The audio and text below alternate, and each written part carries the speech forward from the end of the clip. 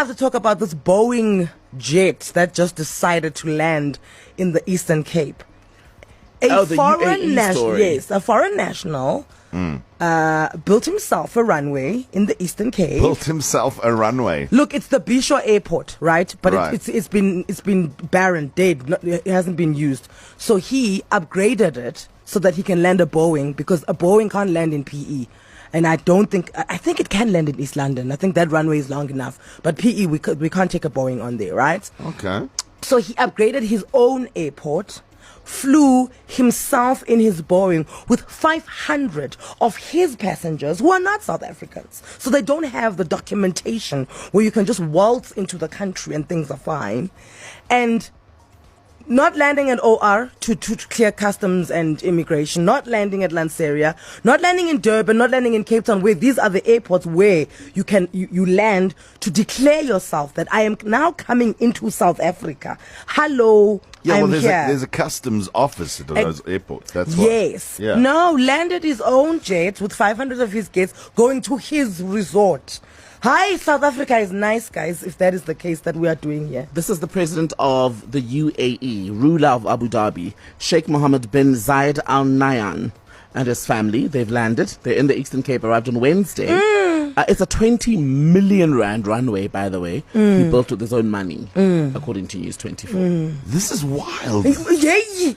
Also, and we've got mixed feelings here about the UAE because they didn't hand over the Guptas. So it's a bit This is what I was going to Yes, of course, because this reminds me of the Exactly. Waterkloof airport scandal, where the Guptas themselves just landed because, we're popping off to Sun City. I remember that's what this reminded me of, that jet that landed at Waterkloof. Then the whole family went off to Sun City, I remember, for the wedding. Guys, our kids are not going to have anything left of this country if we allow things like this to happen and think that it's okay. This country is being sold off piece by piece. And I'm not an alarmist on any level, but this story, because who are you landing? How do we know? Then one day, guys, any other person who's a billionaire who can build themselves a runway in South Africa can land an entire army and take over. But what's stopping them? It was the same debate that people had around the Fireblade situation. You know, the Oppenheimers had their own terminal. Yeah, yes. And people were saying, how does that work? And I mean, looking at these documentaries on Al Jazeera with this gold mafia, Yeah, whatever. yeah. You can take anything in and out of the country if that's what you can do, because who's searching that plane? Yeah, no one's checking How do we that know what plane. you're bringing in? Who approved that? Bruh. And then he said, Wanu Uput, Sheikh, what? The ruler of Abu Dhabi. what he said that, yeah, your Home Affairs office can come and Check us. and check us in when we land on at my runway. No, guys, that's crazy. They No. built a private game resort.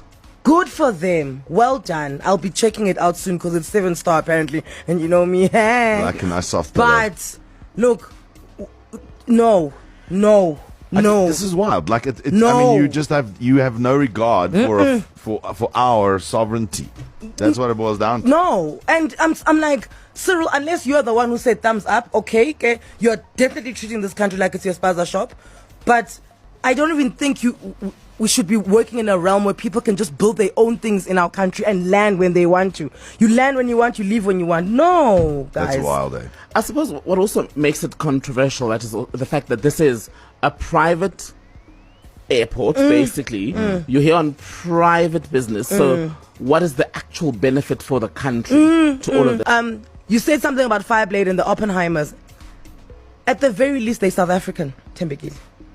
At the very least, they are South African. You cannot just have anyone from around the world doing what they want to do in your country, coming in and out as they please. Because at the very least with the Oppenheimers, they've got a South African passport, so there is accountability on where we find them and what we hold them accountable to. We don't know these people that landed. We don't know. And will we ever know? No, never. Guys.